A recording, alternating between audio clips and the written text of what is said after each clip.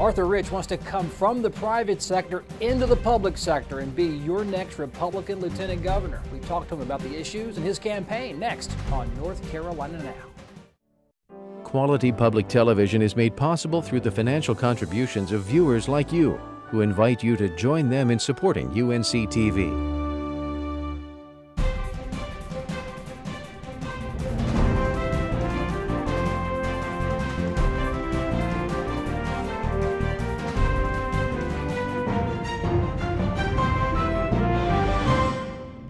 Good evening, I'm Kelly McCullen, and this is a very special North Carolina Now we have tonight. We're meeting all the major lieutenant gubernatorial candidates. Republican Arthur Rich is in the polls. Thank you, sir, for being on the show tonight. Hey, thank you for having me, Kelly. You're running against some well-known state politicians, some big city, big county politicians, but who are you?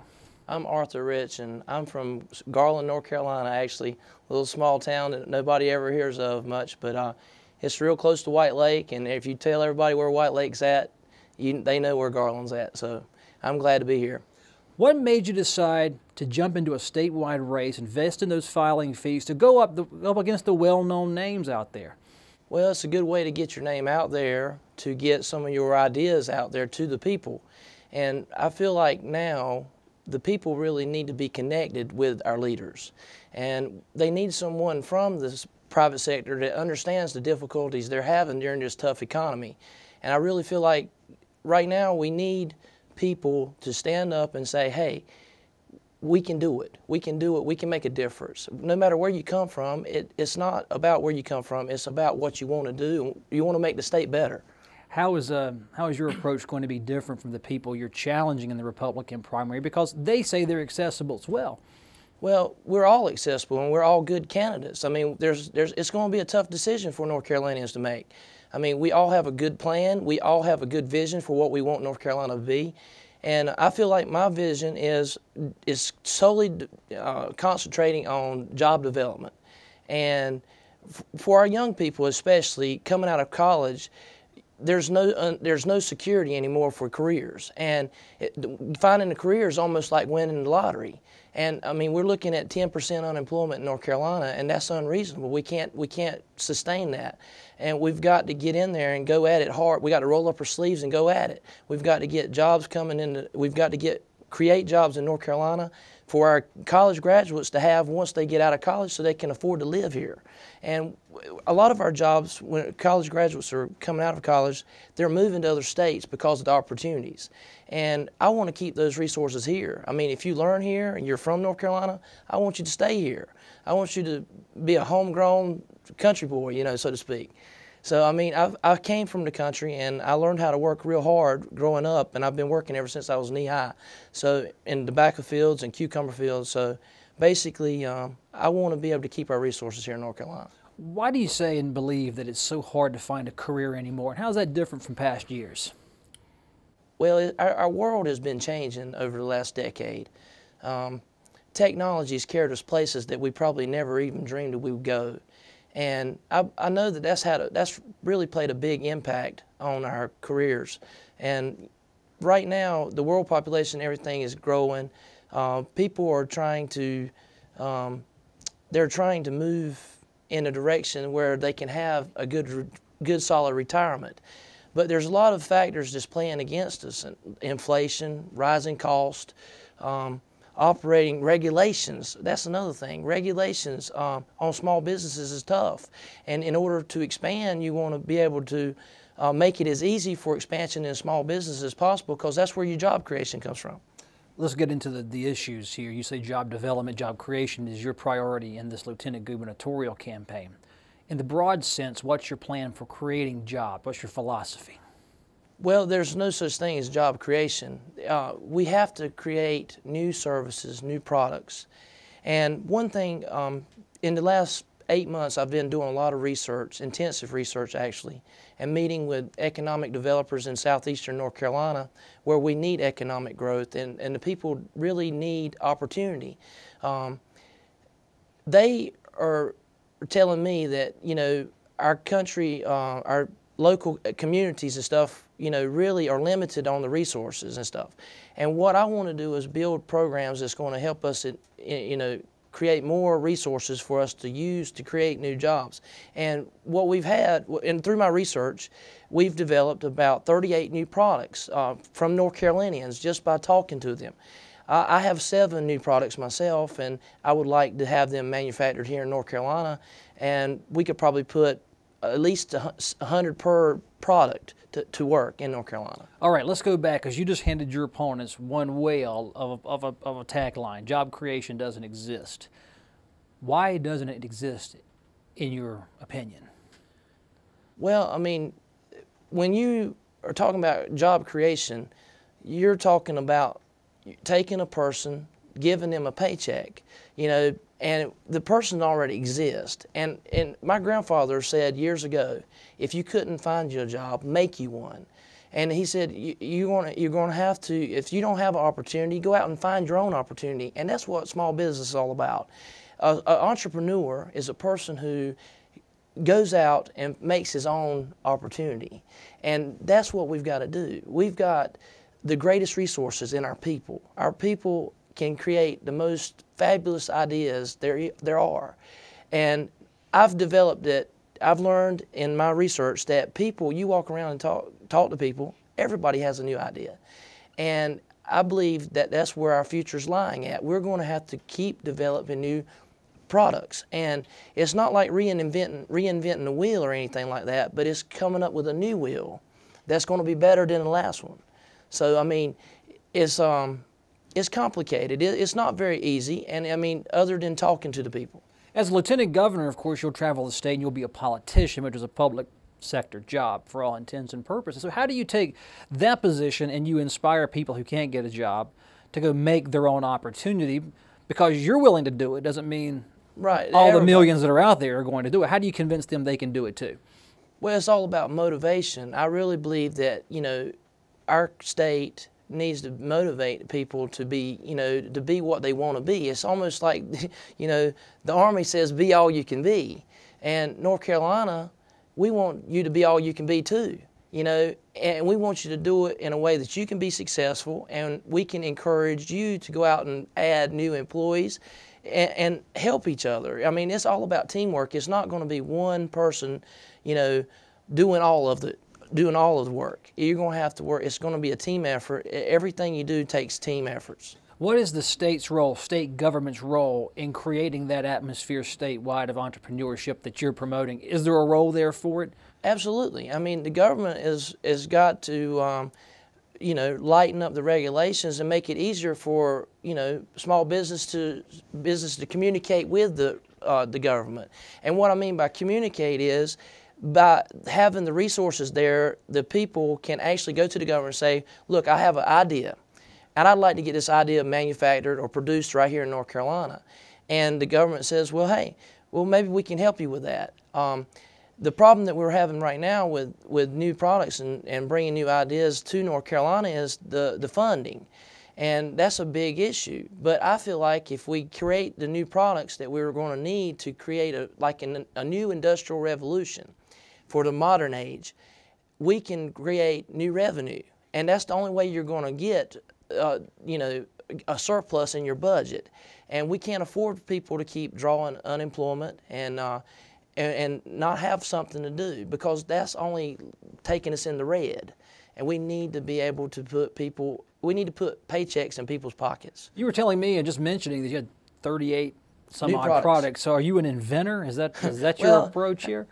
Well, technically you could say that, but I mean, when you're a small business, you have to reinvent yourself daily, because times are changing. You have to adapt to the environment that you're in. Every business needs to adapt to in order to keep a successful business rolling, you've got to be able to be very adaptable. Now, in the lieutenant governor's seat, it's a full-time job, 40 hours plus per week.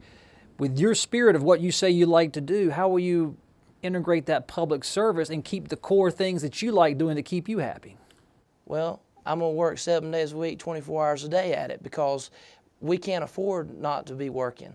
We're going to have to roll up our sleeves and get at it. I mean, the thing is, people in North Carolina cannot wait another day, or they cannot afford to wait another day for opportunity of prosperity. Our country, our state, depends on everybody having growth and prosperity. If we expect to have a growing state, we've got to have people growing, and they've got to be able to have confidence in what they're and believe in themselves, because right now that's what we lack is a little bit of confidence. Everybody's scared to do anything now because they don't know what tomorrow brings. But I say, you know, just go in there, put your best foot forward, and do everything you possibly can to promote job growth. And it's going to happen. I mean, the people in North Carolina will not let it fail, because the people in North Carolina are the ones that's creating the new products or new services, the new jobs. And the people in North Carolina are the hardest working people in the country.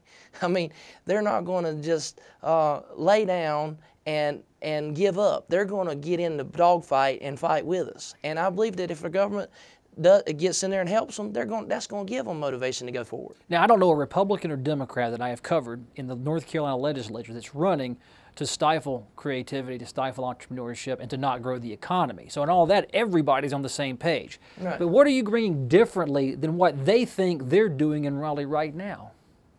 Well, I mean, I believe that, you know, with the inventing, or I'd say creating new creativity from the individuals, there's not really that much motivation, encouragement for people to do that. So government is not encouraging us to be our best. I wouldn't say that, but I would say that the regulations that are imposed on small business are restricting it, because I believe that the government, they have good intentions, but sometimes it don't appear that way.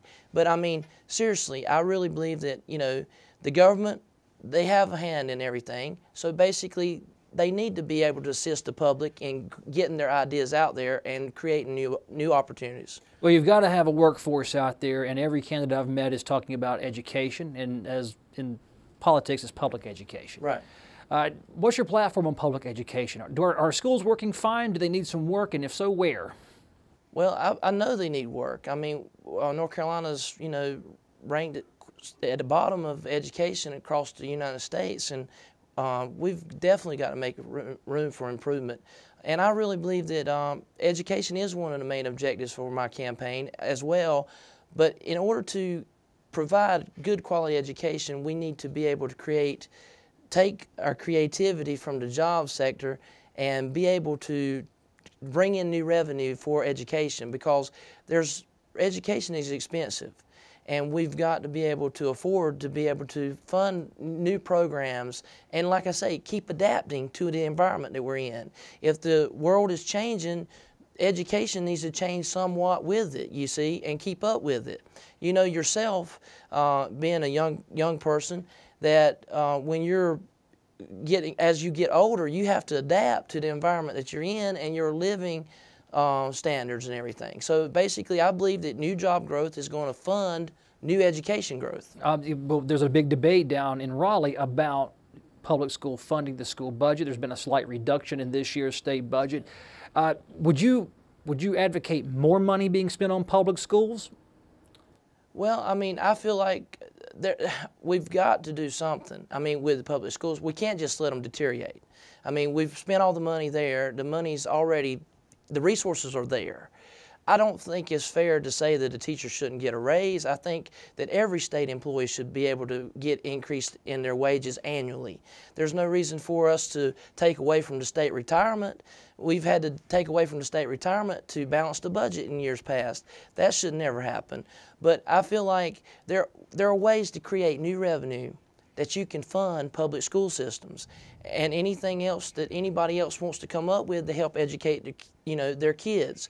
I mean, I'm not against homeschooling or anything like that, or I'm not against the charter schools. I want to give every opportunity to every individual to teach their kids the way they feel like they need to be taught. And if they feel like they can get it better at the public schools, that's where to get it. But I want to make our public schools the best that they can be. And what my goal is if I were elected lieutenant governor and I make it through the May 8th primary, I want to meet with the superintendents across the state, for all 100 counties, and I want to find out what their needs are specifically, because every school system has different needs. You cannot make one policy across the state that's going to benefit each county superintendent the same. Each region has different needs, and we have to be able to be adaptable. Again, that's a good word. Adaptable is going to have to be used in every area of getting our state back on track again. There's an infusion of new charter schools coming online that are acting more in a more free-flowing fashion than the traditional public school model. What do you think about public school experimentation and the implementation of these charter schools throughout the state?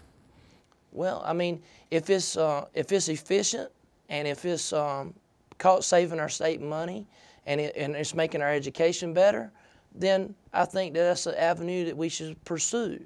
I'm not going to be against anything that's going to make our education better and that's going to save us money. And I mean, because the more money we save, the more money we can put into our educational programs to make them that much better. I'm hearing opinion that puts you not in the conventional Republican sense. Some things you're saying make you sound like a conservative Democrat. Oh well, I'm not. I am a conservative. I was going to ask you, where do you think you fit in with the mainstream Republican Party? Because the other candidates have deep ties with the party. If you take a good look at where they come from and who's running their campaigns. Well, I believe right now. I mean, I've been a Republican all my life, and I'm proud of that. And I'm to the opinion that right now is not a time to be Republican or Democrat or Libertarian or whatever. It's time to be unified. We're going to have to take our differences, we're going to have to lay them out on the table, and we're going to have to fix the problems that the people are having. And we're going to have to understand that the people have needs, and those needs have to be met. And it's not about being one party or the other. It's about being a party for the people. And I believe that right now there's a lot of dilemmas, but the people's my agenda is working for the people and finding out what their needs are and how I can meet those needs the best. What role does partisanship play in politics? Well, if there's partisanship, there's not work getting done. I mean, you've got things that's being put on the back burner and being delayed. And right now, we've got one party that might not want the other party to look good. But I have learned through a previous plan that I just developed here last summer with my housing plan that I released last year to several state senators in Washington and congresspeople. This housing plan has been receptive by most all the realtors and home builders across the country. Give me a simple outline of that housing plan and how you think it fits in with state government. Well, this housing plan that I developed would allow the foreclosure market to pretty much be stopped, and it would create a bottom in the housing prices, and it would automatically cause the prices to start rising again. And you would be able to stop people from losing their homes. And I feel like in state government, if our home industry is growing, then we're creating new jobs, because we already know that the housing sector creates millions and millions of jobs across the country. So just in North Carolina, if this housing plan could be implemented, there could probably be 10,000 jobs created. Okay, how do you create that bottom in the market needed to lay the foundation for growth? How does your plan do that? Well, what you would be allowed to do is you would be able to allowed to deduct your down payment on your house from your taxes, from your taxable income. If you buy a house. If you buy a house, and you would be able to deduct the full down payment. Now, if your income was not substantial enough to be able to deduct the full down payment, you would be able to spread that down payment over the next 3 to 5 years, depending on where your income was. And hopefully, as the years roll on, your income is going up. But we need more tax incentives for people to encourage them to go out and spend money. I believe that consumer purchasing is really a drive force of the economy. How do you build confidence, though, when people feel there are hard times upon us? How do you get them not to squeeze that penny quite as tight? Make them spend some money. Well, you just excite them, give them something to excite them, and you know, say, hey, look, we're gonna reward you for spending your money, and the way you reward them is giving them an incentive to deduct the down payment on their house. Say, hey, look, I'm not afraid to, because I'm getting something. I'm getting something. If a person, if you go to the store and you want to make a deal with somebody, you're gonna basically you're buying something and you feel like you're getting something in return. And they're getting the money, you're getting the good. So basically, this housing plan will do that. You're getting a tax deduction, you're getting a house. This is Arthur Rich running in the Republican primary for North Carolina Lieutenant Governor. Mr. Rich, thank you for being on the show tonight. I really appreciate the opportunity to be here, and I'm looking forward to serving the North Carolina people in 2012.